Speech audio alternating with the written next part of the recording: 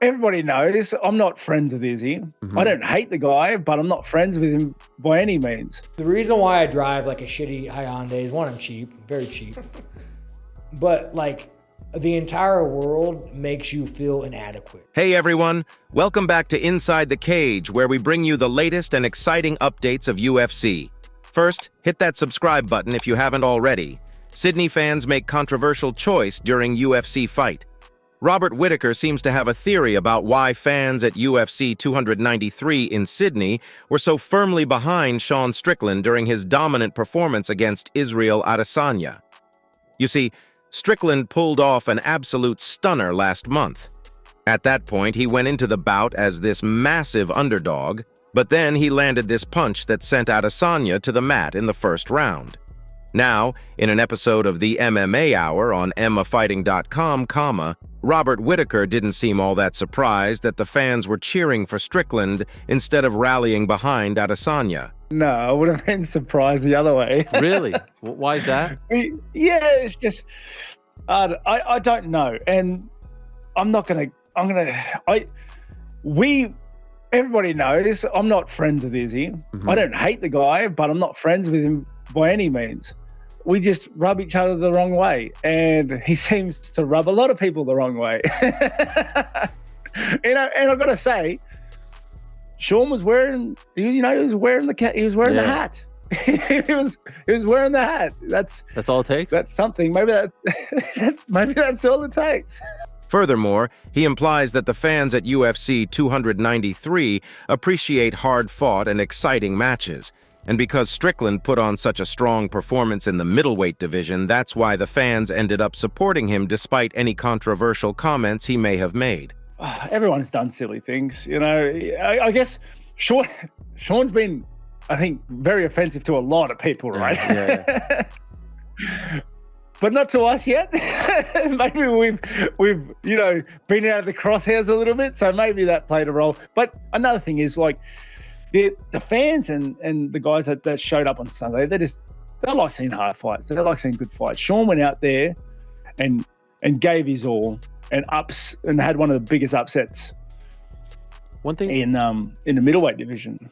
Ultimately, MMA fans love a good fight, and Strickland delivered one of the biggest upsets in the middleweight division, earning their admiration.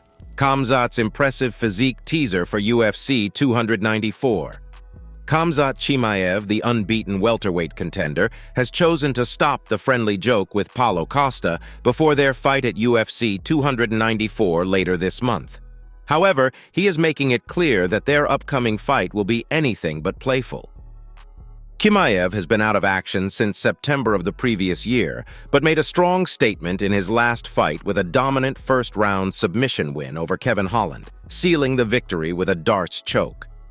Despite the exchange of words between the two fighters in the lead-up to their title eliminator, Chimaev has made it crystal clear that when they step into the cage, the jokes will stop. Even though he's flaunting a massive back as part of his incredibly impressive physique, signaling that he means business. Lately, Khamzat Chimaev emphasized that his upcoming fight against Paulo Costa at UFC 294 will be entirely serious and not a joking matter. Chimaev is highlighting his recent accomplishments, mentioning his win over Kevin Holland in September and a decision victory over former welterweight title challenger Gilbert Burns in April of the same year. "There will be no jokes. It will be real," Khamzat Chimaev posted on his official X account tonight. As the date for UFC 294 approaches, fight enthusiasts worldwide will be keeping a close eye on this middleweight matchup. It promises to be a contest filled with fireworks, where both fighters will leave it all in the octagon, showcasing their determination and skills for the world to see.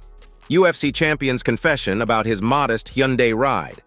Here, UFC champion Sean Strickland had a pretty strong message to share, and it's got people talking. Recently, he's been on the rise, especially after his championship victory. Now he's giving us the lowdown on why he's sticking with his SH-itty Hyundai, and it's making him even more likable. In his latest statement, he believes that society and the world around him constantly pressure him to feel inadequate based on what he wears or drives. From a young age, he thinks that we all are exposed to commercials and advertisements that promote expensive and luxurious items like Audi and Mercedes cars. In essence, he's criticizing the way consumerism and materialism are ingrained in our culture from an early age. The reason why I drive like a shitty Hyundai is, one, I'm cheap, very cheap. But like, the entire world makes you feel inadequate. Everything we do, from what you wear to what you drive, you are born living in the a commercial. When you're a little infant and you're watching TV, you are born looking at Audi and Mercedes commercials. When you handing a kid a cell phone, they are born and they're being brainwashed. Sean Strickland continued to express his love for America while also expressing concern about the society we live in today. In his view, it's regrettable that corporations have played a role in distorting the traditional concept of masculinity and what it means to be a man. I love America more than anything, but I do not recognize the world we live in. We are creating a generation of boys who judge their character by what they drive and what they wear. And so the reason why, like, unless someone wants to give me a car for free. This is the speech from Fight Club, by the way. Unless somebody wants to give me a car for free, I'm not doing it. But I just, like, as far as there's a camera in my face, I don't want to participate in making people feel like you are not enough. If you work an 8-hour job, if you do rebar, if you do electrical, I think that the value of you is by how you act, by the kind of father you are. And it's a damn shame. It's a damn shame that we let corporations come in this country and we ruin the idea of what a man is. Sean Strickland concluded, as long as I'm a champion, you guys, for you, enjoy your old fucking trucks, enjoy your old beat up Honda Civics, man. So my fight friends, we're all eagerly awaiting the news of Sean Strickland's first title defense. Whereas the American fighter is set to make his return to the octagon in the early months of 2024. Surely it's going to be an exciting showdown to see. Guys, if you're enjoying the video, we'd love your support. Just hit that subscribe button to motivate us to bring you more exciting content. Mike Tyson sends warning to Tyson Fury. See, Mike Tyson is stepping into the coaching role for former UFC heavyweight champion Francis Ngannou as Ngannou prepares for his professional boxing debut in Saudi Arabia. Tyson Fury should be ready for a fierce battle against the Cameroonian fighter, according to Tyson. After Tyson's return from retirement in 2020 for an exhibition match against fellow former world champion Roy Jones Jr., he has shifted his focus to coaching. And now, he is part of Ngannou's team as they prepare for the highly anticipated bout against Tyson Fury at the end of the month in Riyadh. However, Tyson has faced criticism from John Fury, Tyson Fury's father, for coaching Ngannou.